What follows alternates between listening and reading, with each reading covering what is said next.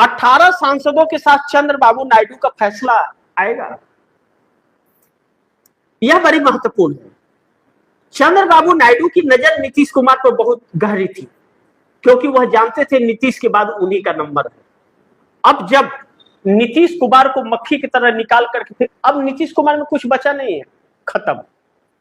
तो जब ऐसा बात है कि नीतीश कुमार को पूरी तरह से खत्म कर दिया गया, तो चंद्रबाबू नायडू का ही अगला नंबर है। यह चंद्रबाबू नायडू को भी मालूम है, देश को भी मालूम है। तो क्या भारतीय जनता पार्टी चंद्रबाबू नायडू को खत्म कर पाएगी क्या? थोड़ा सा नीतीश और चंद्रबाबू नायडू में कंपेयर करते हैं। नीतीश कुमार को बिहार में चुनाव लड़ने के लिए किसी न किसी गठबंधन की जरूरत पड़ती थी, या तो आरजेडी के साथ या भारतीय जनता पार्टी के साथ। 20 सालों से भारतीय जनता पार्टी के साथ रहे, 40 आए या 80 आए, इधर से उधर पलट करके सीएम बने रहे। एक ऐसा अनोखा नंबर उनको मिलता था कि उनके बगैर कोई सरकार नहीं बनता था। अब 85 थे तब भी, और पिछली बार 40 थे तो भी। अब ऐसे में Bharatiya Janata party single largest party बन करके उभरी और नीतीश कुमार 85। लेकिन नीतीश कुमार का 85 कमजोर पड़ने लगा जब चिराग पासवान को 19 सीटें आ गई। यही चिराग पासवान को 19 नहीं आई होती तब भारतीय जनता पार्टी को सोचना पड़ता सिंगल लार्जेस्ट पार्टी बनने के बाद में। लेकिन भारतीय जनता पार्टी को अब मात्र 6 विधायकों की जरूरत है नीतीश कुमार को छोड़ने के लिए। नीतीश कुमार खुद ही सरेंडर कर दिए, नहीं तो नीतीश कुमार के तोड़ लिए जाते। लेकिन नीतीश कुमार थोड़ा सख्त हो जाते तो भारतीय जनता पार्टी किसी काम की नहीं रहती। विपक्ष के साथ 130 विधायक तैयार थे नीतीश कुमार के, लेकिन क्या हुआ ऐसा जो सूची तैयार करके भी नीतीश कुमार फैसला नहीं कर पाए। 70 विधायक जबकि जेडीयू के तैयार थे, तो कौन वह व्यक्ति है जो नीतीश कुमार के ऊपर भारी पड़ गया? संजय झा और नरेंद्र सिंह। एक तरह से कहा जा रहा है पूरी पार्टी कब्जा हो गई, और निशांत कुमार न घर के न घाट के कहीं के नहीं रहे।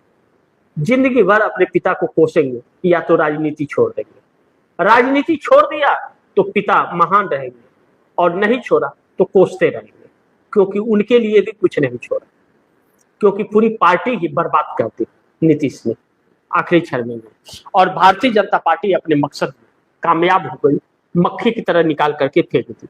यह सब कुछ देख करके चंद्रबाबू नायडू सोचने को मजबूर हो गए। लेकिन चंद्रबाबू नायडू नीतीश कुमार में फर्क यही है कि नीतीश कुमार को किसी न किसी गठबंधन की जरूरत है, चंद्रबाबू नायडू को नहीं। चंद्रबाबू नायडू अपने दम पर आंध्र प्रदेश के अंदर सत्ता में आते हैं, 2/3 बहुमत से सरकार है उनकी, किसी के सपोर्ट की जरूरत नहीं है, फिर भी कई लोगों को लेकर के साथ चल रहे हैं। भारतीय जनता पार्टी का कोई सहयोग की जरूरत उन्हें नहीं पड़ती अपने सांसदों को जिताने के लिए, और ना ही पड़ी थी।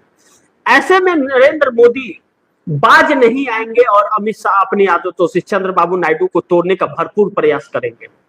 ऐसे में अब चंद्रबाबू नायडू को अगर अपने 18 सांसदों को बचाना है तो नरेंद्र मोदी का साथ छोड़ना पड़ेगा, और बिहार में की गंदगी आंध्रा में न जाए, इसके लिए नरेंद्र मोदी का साथ उन्हें छोड़ना जरूरी हो गया है। नहीं तो बिहार वाली गंदगी आंध्रा में भी पहुंचेगी, भाजपा लेके जाएगी और वहां उनके बीच में रह करके उन्हें बर्बाद करेगी। ऐसे में चंद्रबाबू नायडू आने वाले दिनों में बड़ा और कड़े फैसले ले सकते हैं। कहा जाता है कि चंद्रबाबू नायडू बहुत जल्द 18 सांसदों के साथ फैसला करने वाले हैं, क्योंकि पश्चिम बंगाल, असम, केरल, तमिलनाडु, पांडिचेरी के चुनाव परिणामों का इंतजार है। देखना होगा कि वह इंतजार कितना क्या तय करता है। लेकिन चंद्रबाबू नायडू अब मोदी के साथ रहना संभव नहीं होगा, यह कहा जा रहा है। नीतीश कुमार तो किसी काम के हुए नहीं, चंद्रबाबू नायडू कम से कम अपने बेटे का वजूद बचाने के लिए नरेंद्र मोदी का साथ जल्द छोड़ देंगे, यह बात कही जा रही है। बाकी इन नेताओं का भरोसा नहीं है, कब यह नेता किधर से किधर पलट जाए। देखते हैं, थोड़ा इंतजार करना पड़ेगा क्या होता है नहीं होता है।